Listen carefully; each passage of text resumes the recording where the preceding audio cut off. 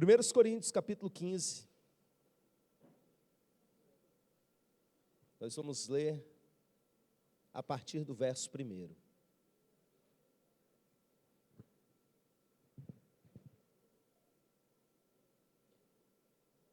Lemos assim a palavra do Senhor.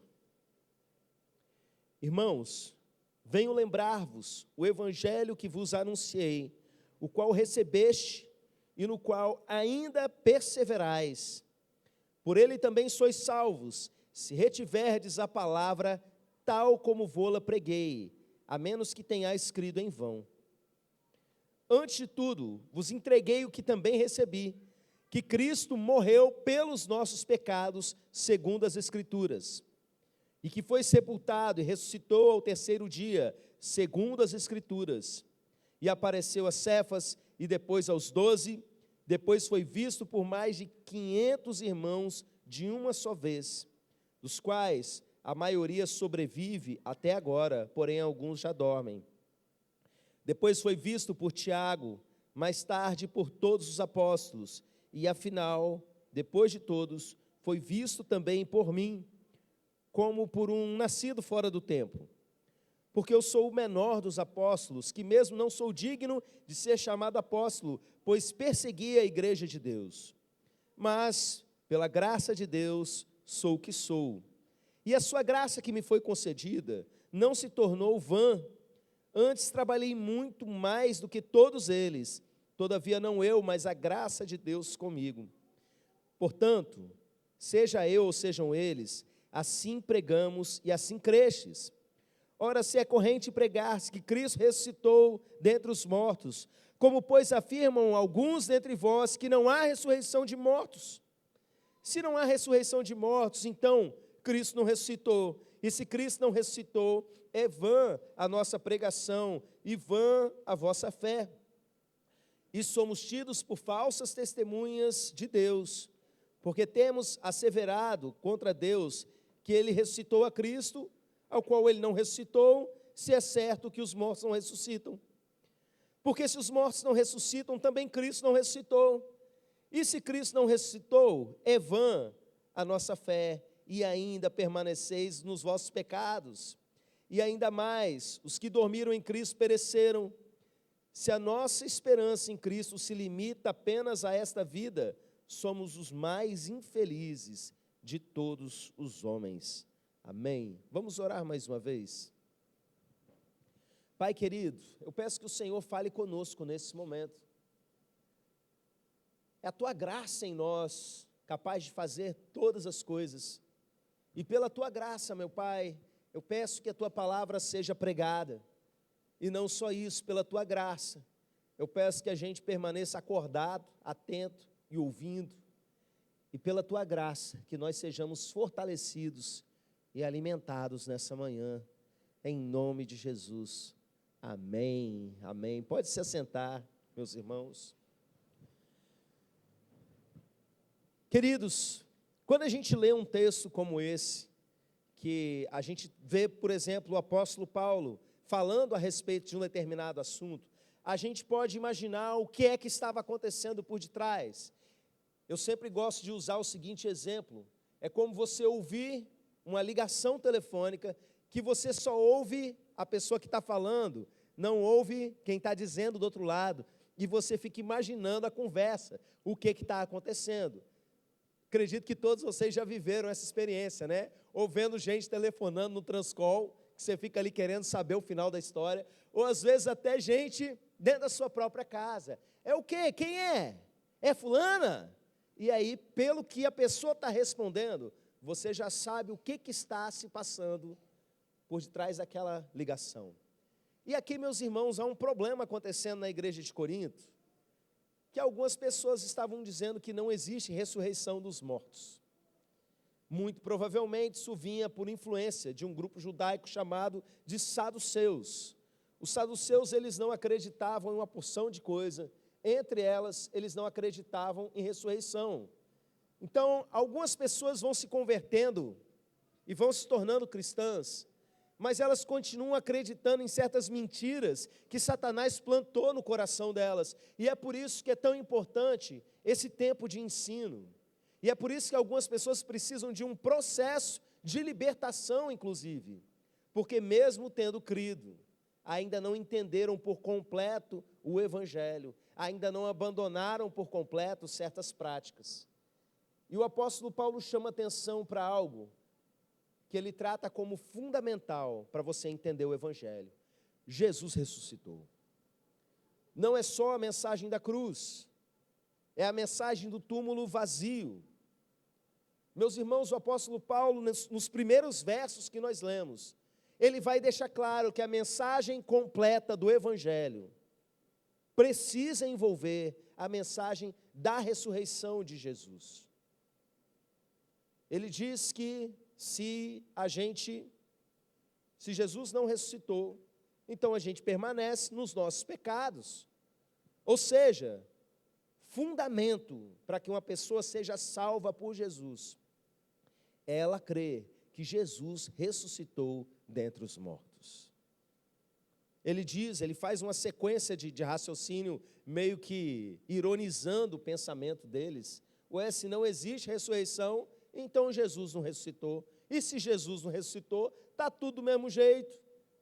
A gente está pregando que Deus fez uma coisa que Ele não fez, e na verdade está tudo errado. As pessoas que morreram em Cristo, na verdade, pereceram, está todo mundo no inferno, ninguém foi salvo. Por quê? Porque na verdade tudo depende disso que aconteceu. Jesus se levantou dentre os mortos, meus irmãos. Por que Ele fez isso? O salário do pecado é a morte. Só que Jesus não cometeu pecado algum. A morte não pôde segurar Jesus. Ele foi o único. Embora Deus, Ele também era 100% humano. Foi o único humano, capaz de voltar do lado de lá por conta própria, meus irmãos. E justamente por quê? Porque Ele não cometeu pecado algum.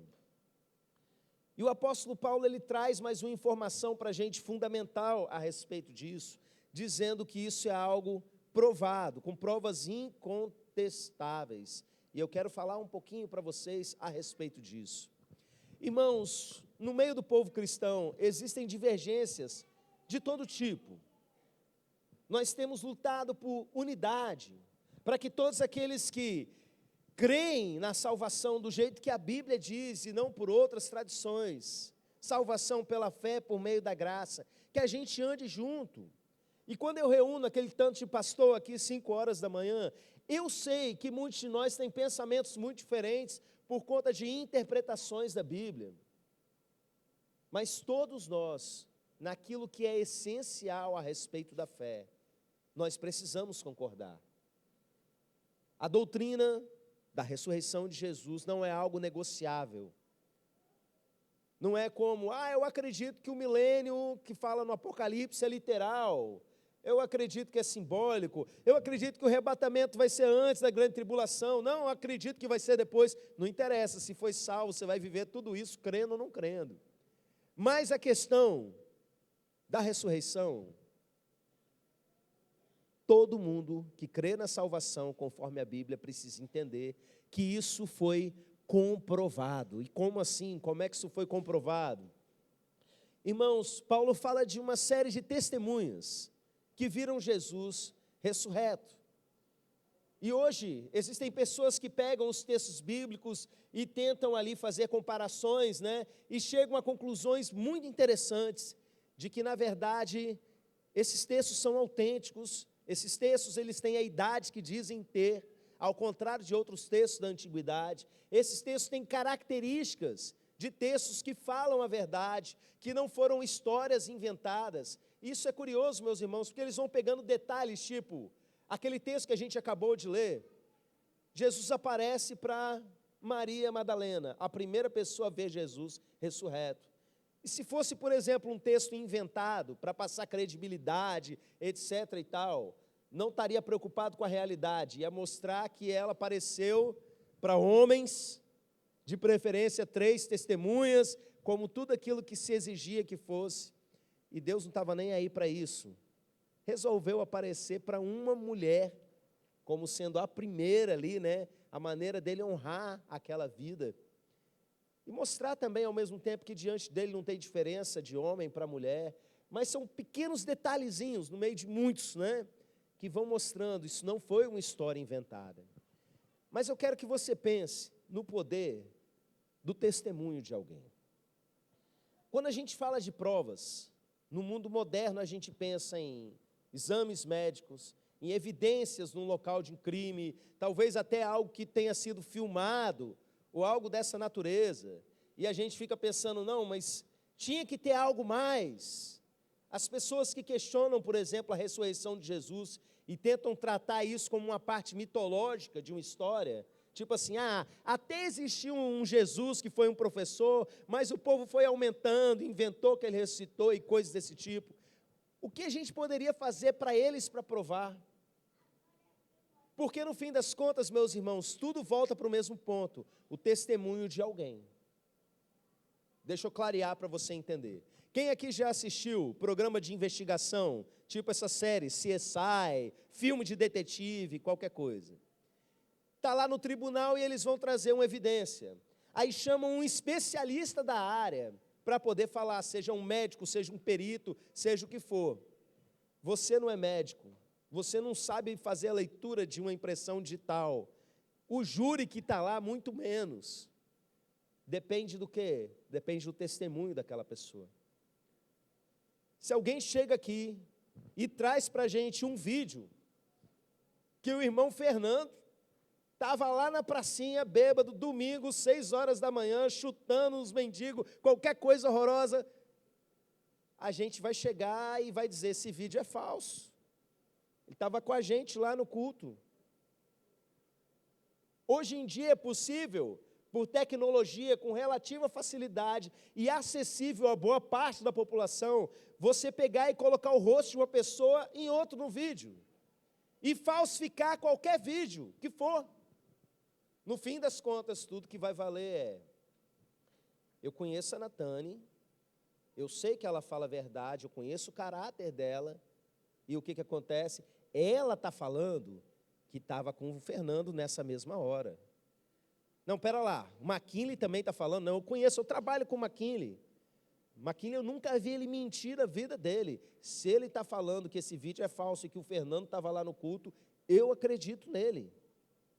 Doutor Estevam, ele estava nesse culto também, falou que o Fernando estava lá, não, pronto, eu conheço ele. Eu sei que com ele não tem rodeio, o papo é reto. Ele não conta mentira. No fim das contas, meus irmãos, o que desde a antiguidade e até hoje, o que vale é a credibilidade de quem conta aquilo. Não é uma evidência científica, não é um vídeo que foi feito. O que acontecia no passado e o que acontece até hoje, o que vale é quem viu e a credibilidade dessas pessoas que viram. E Paulo começa a dizer quem viu. Ele fala de Cefas, Cefas é Pedro. Ele fala que Jesus apareceu para Cefas, depois apareceu para os 12, depois foi aparecendo, ficou 40 dias aparecendo para o povo, ensinando para o povo. Ele chega a mencionar 500 pessoas que viram Jesus ressurreto, vivo. E não era uma aparição, um delírio, um fantasminha, qualquer coisa desse tipo. Era alguém real ali que comeu com eles, meus irmãos. Existia um grupo no tempo do Novo Testamento, no início da história da igreja, que dizia, puxando heresias lá dos gregos, de que Deus não podia ser matéria. Então, quando Jesus ressuscitou, na verdade, não ressuscitou em corpo. E a gente vê uma revolta nas páginas do Novo Testamento, porque os apóstolos tinham comido com Jesus, tinham botado o dedo no buraco lá da mão. Gente, eu estava lá, como é que vocês estão falando uma besteira dessa?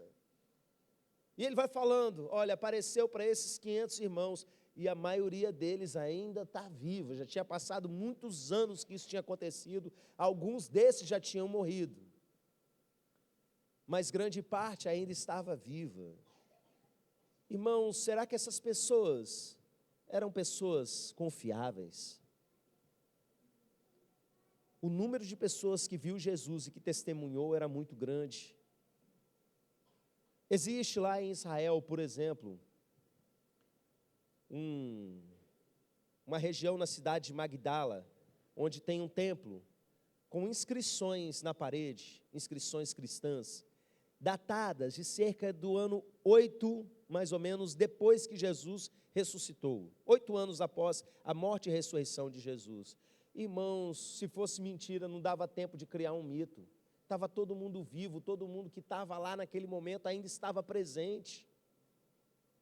Para estar cultuando Jesus 8 anos depois, já pregando que ele ressuscitou dentre os mortos, não tem como. Quando você olha para a vida desses homens que disseram ter visto Jesus ressuscitado, esses apóstolos, por exemplo, ele fala dos 12, acredito que ele estava fazendo referência a Matias, que veio substituir Judas, por quê? Porque Matias estava no início, desde o início, junto com eles, e ele cita inclusive ele mesmo, como tendo visto Jesus no caminho de Damasco. Ele fala, meus irmãos, que esses homens atestavam que tinham visto e convivido com Jesus. E será que esses homens tinham credibilidade? Irmãos, cada um deles, com exceção de João, que a tradição afirma que ele morreu de velho mesmo na prisão, todos os outros, eles foram mortos, e mortos violentamente, justamente por não negarem essa verdade. Uma pessoa que está contando a mentira, quando ela começa a ser torturada, quando ela é apertada, exprimida de alguma forma, se ele é um mentiroso, não tem por que sustentar aquilo. Mas esses homens foram até o fim, e encararam até a morte, meus irmãos. Muitos dos ateus da nossa geração não têm convicção de absolutamente nada, não são capazes de atravessar uma rua em nome daquilo que eles creem ou dizem não crer. Mas esses homens morreram, dizendo que acreditavam naquilo. A história da igreja conta que Cefas, por exemplo, o apóstolo Pedro, ele foi crucificado, e que na hora de ser crucificado ainda disse: não sou digno de morrer da mesma forma que o meu Senhor. E aí ele foi virado de cabeça para baixo, e foi crucificado de cabeça para baixo. Quantos foram decapitados, traspassados a espada, por crerem que Jesus ressuscitou? E aí, meus irmãos, tendo Paulo dito provas incontestáveis, um número grande de testemunhas, de altíssima credibilidade, afirmando esse milagre tão espetacular, que alguém venceu a morte, ele faz o seguinte raciocínio. A gente vai agora inverter o texto, porque o texto ele está falando na negativa, com um certo deboche do apóstolo Paulo. Ele diz assim, no verso 17: e se Cristo não ressuscitou, é vã a vossa fé, e ainda permaneceis nos vossos pecados. E agora a gente inverte. Cristo ressuscitou, a sua fé não é vã, e você não permanece nos seus pecados. Cristo ressuscitou, você está liberto, toma posse disso. Não é à toa que você crê. É isso que quer dizer quando fala é vão, né? Está crendo à toa, estamos fazendo tudo isso à toa. Não, não é à toa. E ainda mais, verso 18: os que dormiram em Cristo pereceram. Mas vamos inverter, para você tomar posse dessa verdade tão maravilhosa. Cristo ressuscitou, e aquelas pessoas que morreram em Cristo, elas não pereceram, elas estão vivas, como Abraão, Isaac, Jacó, como Moisés e Elias conversando com Jesus no Monte da Transfiguração, 100% vivos, não estão nem hibernando, como algumas igrejas por aí pregam, estão vivos, ativos, conscientes.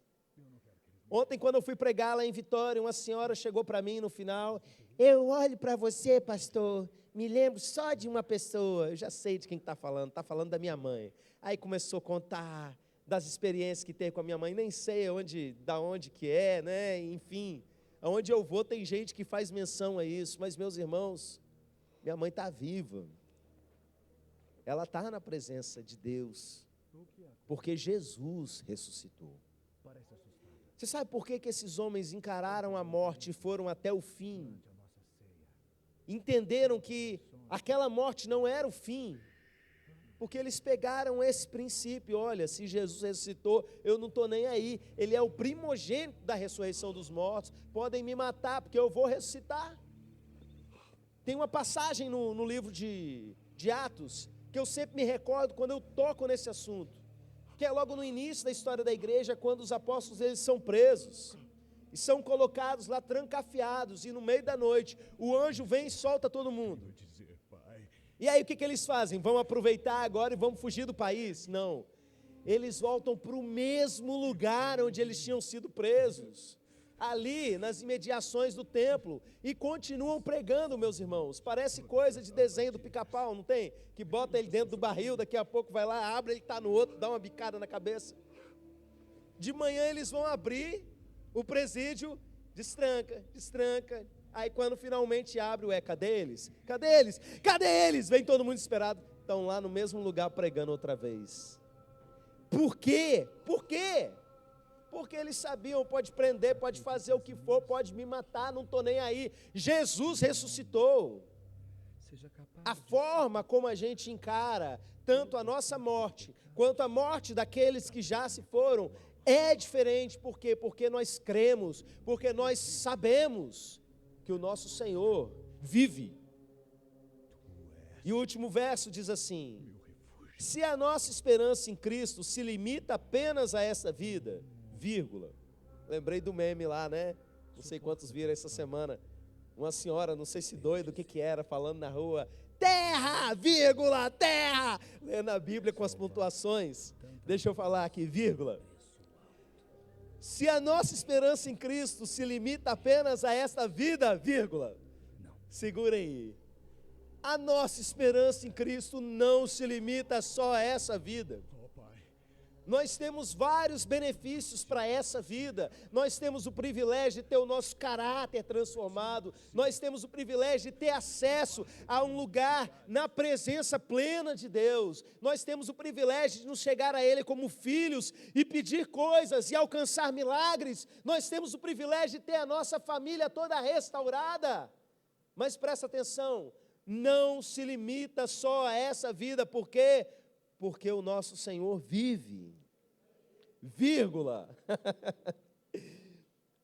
E aí diz assim: se a nossa esperança em Cristo se limita apenas a essa vida, somos os mais infelizes de todos os homens. Só que o nosso Jesus ressuscitou, e nós somos os mais felizes de todos os homens. Você pode aplaudir ao Senhor bem forte. Isso é promessa sobre a sua vida, promessa sobre cada um de nós. Quando Satanás tentar fazer você infeliz, quando as lutas, as provas dessa vida tentarem fazer com que você se afogue em tristeza, entenda: qualquer tristeza dessa vida, ela vai ser passageira. Isso não é sobre o que você é. Por quê? O que você é? Eu sou o mais feliz de todos os homens. O meu Jesus ressuscitou e abriu esse caminho para mim. Amém, meus irmãos? Vamos adorar ao Senhor mais uma vez. Se coloca de pé, ministério de louvor, venha.